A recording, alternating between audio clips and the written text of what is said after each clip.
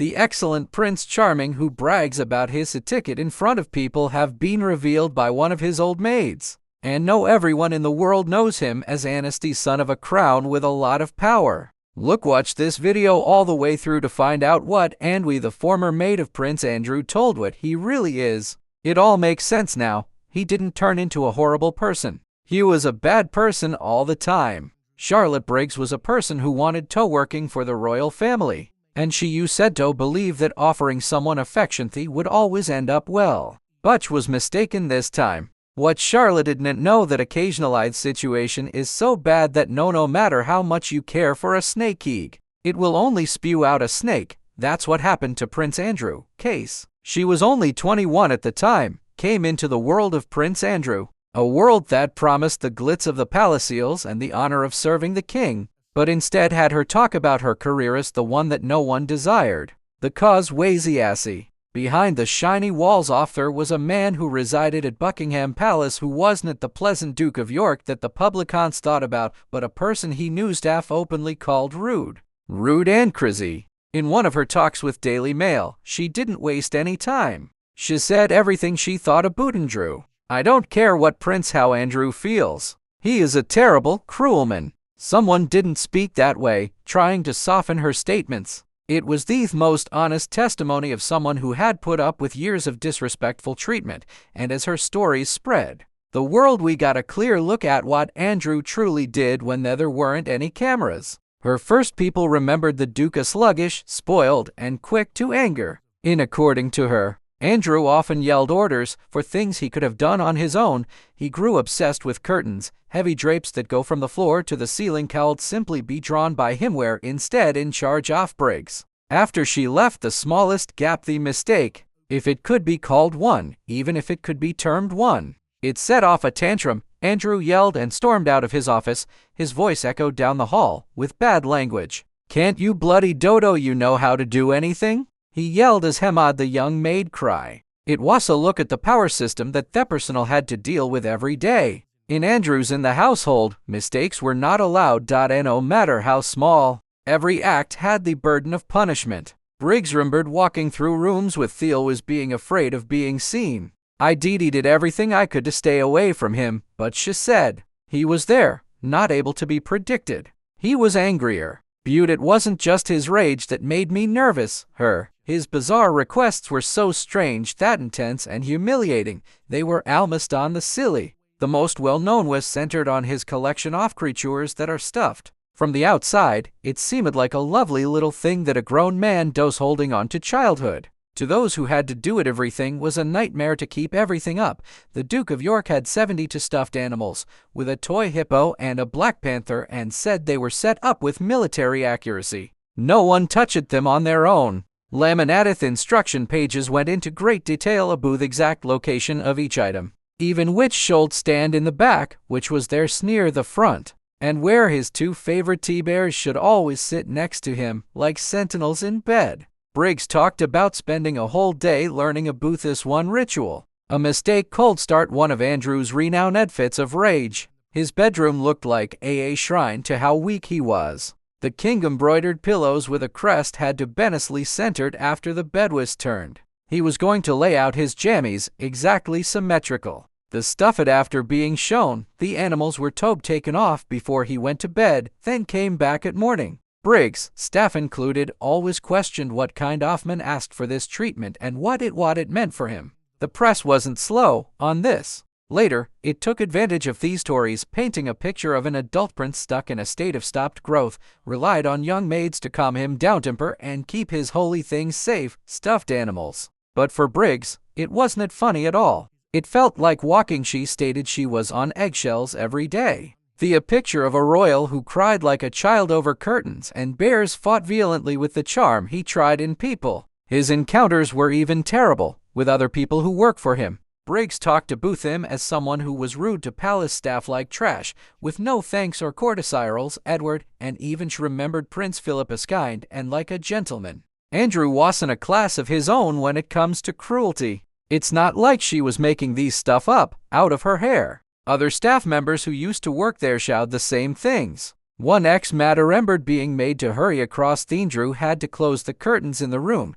He was standing just next to Tunley to remind her of where she stood. Another talked on how cold and rude he was in the most basic transactions. But what made these truths hurt even more was how pointless they were. Andrew wasn't weighed down with duties off his brothers and sisters. He wasn't going to be a future king. At best, his job was ceremonial. At worst, he was indulgent, but yet he asked those underneath him to worship him. Charlotte Briggs told the truth about not simply about a guy who gets angry or chilled like oddities. It was about a trend, a man who liked to make other people feel bad, who didn't see service as help, Buddha's submission, who made Anne so hazardous that even working a night in the palace became too much to handle. And this was just the start. In fact, no, not this time. There was something about Andrew that even Charlotte was aware. And it all began at a very young age. From the start, Andrew's character was different from his siblings. And not in a good way. Charles was calm and liked to read. Where Anne was strong-willed but smart, Andrew seemed to be something not as innocent. Even as a toddler, palace staff and royal monitors noticed a habit of malice that was in his play. He didn't simply want attention. He needed it. And he often found it through making fun of and hurting those who couldn't fight back. One of the first things he did, one of his favorite things to do, was tease the Queen's guardians with stone faces. At this age, most kids might not want to see Andrew strode around, making people feel small, past them, making fun of how stiff they were, making faces to disrupt their calm. He got furious when they didn't respond, becoming worse with his tricks to get them to recognizing him. This wasn't safe trouble. It was a boy who thought that no, he didn't have to follow any regulations, not even the quiet discipline of the guys guarding his family. But the genuinely mean thing was demonstrated when he wasn't against people. Animals also suffered because of him. Bad mood. Reports from that time tell about him kicking the family dogs, smiling as they yelped, and hitting horses' legs with sticks for his own fun. The behavior was so horrible that royal grooms that one day they took care of things themselves. Pushed the tiny prince's head down, first into a pile of horse poop, and put fresh poop on him and buried him in the dirt he loved so much, putting on others. It was a horrible penalty, but they plainly thought he deserved it, had earned. And that wasn't the only thing. Mint staff breached the rules for the royal family to fix him. Another time, his non-stop teasing of a palace footman made the man fight back. He stopped at the boy hard enough to leave him with a black eye. When the footman offered to quit, hoping the Queen declined to fire him right away. Take it. She even seemed to know that Andrew's actions had went so far into cruelty that discipline was warranted, even if it originated from one of her own attendants. His staff and others were not the only ones that were mean animals. With his little brother Edward, Andrew made every conversation turned it into a game. He blatantly bullied him, taking cakes away from him, pushing him, and leaving him with cuts and bruises. It wasn't display between brothers. It was control. For those who saw it, it showed a boy drunk with excitement striving to prove their supremacy, that he was in charge. In school, his reputation followed him around like a bad smell. At prep school and later at Gordontown, his classmates called him Baby Grumpling for his fits and the Snickers for his lawing at other people in a cruel way. He wasn't the charming prince some people hoped for. He was the bad kid, bratty, arrogant, and often making fun of others. His mind stayed the same as he got older, didn't grow up. It just got worse. People said that he pulled on thespiers and outfits of women who worked at palace events, pushing their faces into meal with a mocking order to sniff it partate. It was like a bully, not a royal. He was on camping vacations, said to destroy other people's shelters, taking down fly sheets and throwing them away into rivers, leaving his friends behind wet and unhappy. It was to Andrew Wust another joke. To those who went through it, it was humiliating. The people that worked for him said it best. He didn't talk in a nice way, the way a royal child should act. Instead, he flung things on the floor and yelled orders full of curse words, asking, "Pick that up," for servants were used to being disciplined. Toto dignity and moderation, the boys' profanity was appalling. They saw him as not a bad kid, but a spoilt one little dictator. At that point, Andrew was old enough to wear a uniform when his reputation was already made inside walls of the palace.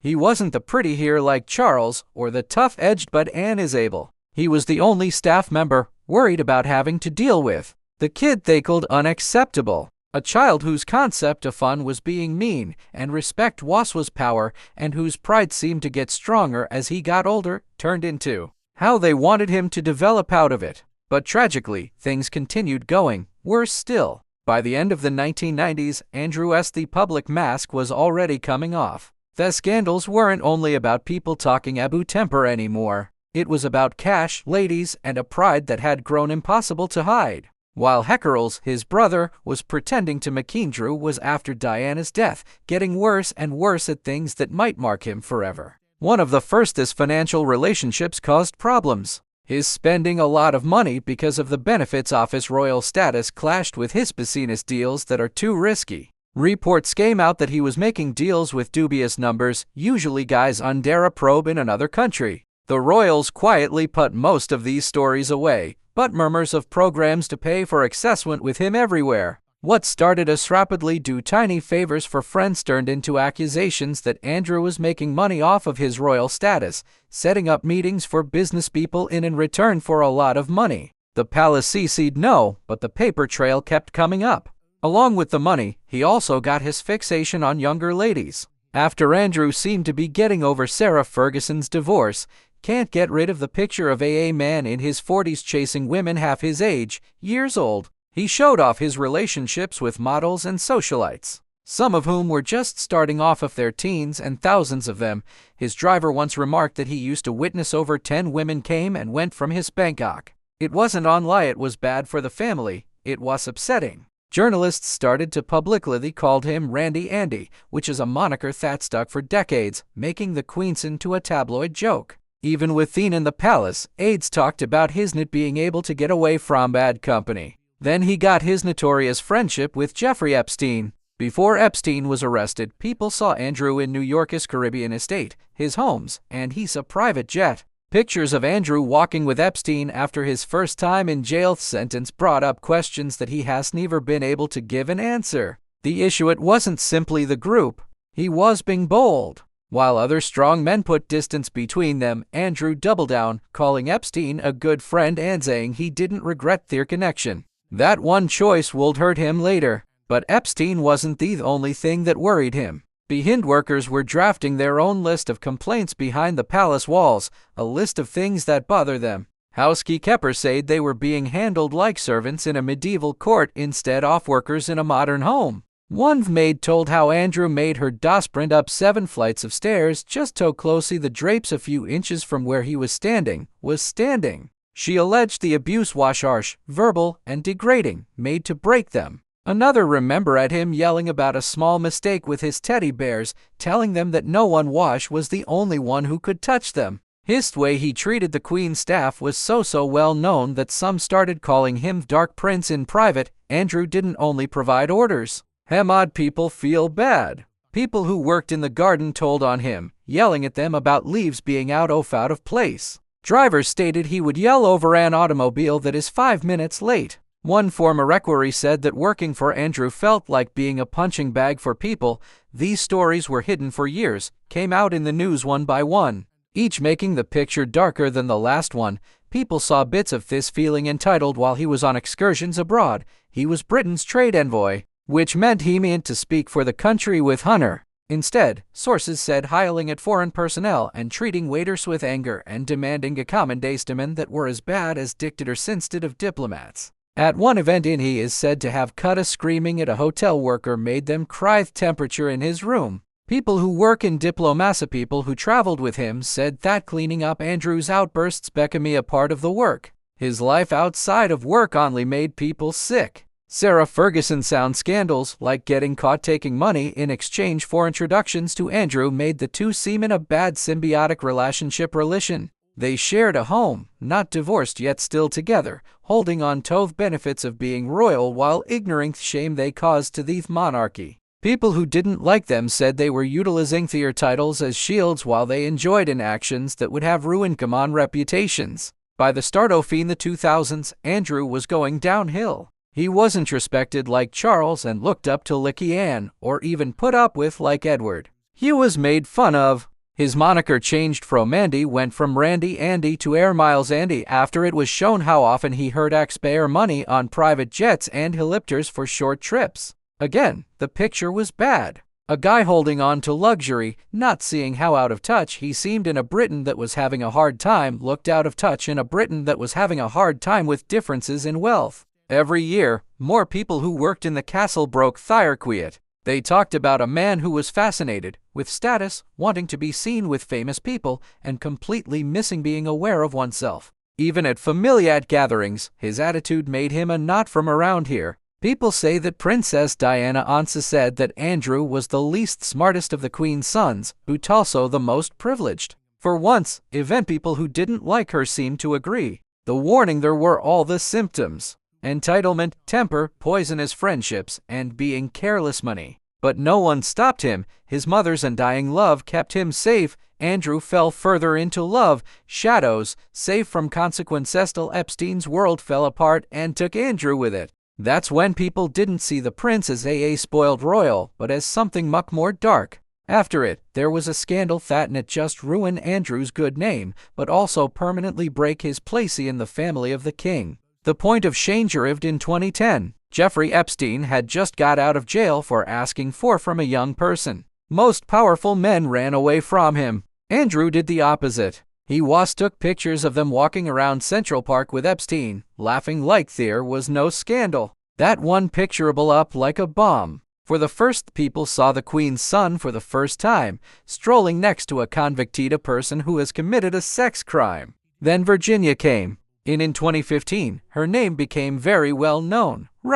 She said Epstein did selling her as a teenager, and she said that Andrew was one of the men she had to deal with. She said that they had met him 3 times. Every time she said it was set up by Ghislaine Maxwell, Epstein's partner. The most incriminating piece was a picture. Andrew has his arm around a 17-year-old Joey. Ghislaine is smiling in the back. Andrew said no. He said never saw her. He even said the picture was false, but experts looked at it and didn't find any symptoms of changing. The denial just made him appear more hopeless. The palace was in a panic. For years, they tried to protect him by giving him clear statements and depending on the Queen's power to stop people from criticizing her, but the proof kept coming in. Takeoff logs showed that Andrew was with Epstein. Witnesses remembered seeing them together in New York, London, and the Caribbean. Every detail cut deeper into the royal front. By 2019, there was a lot of strain, hit a breaking point.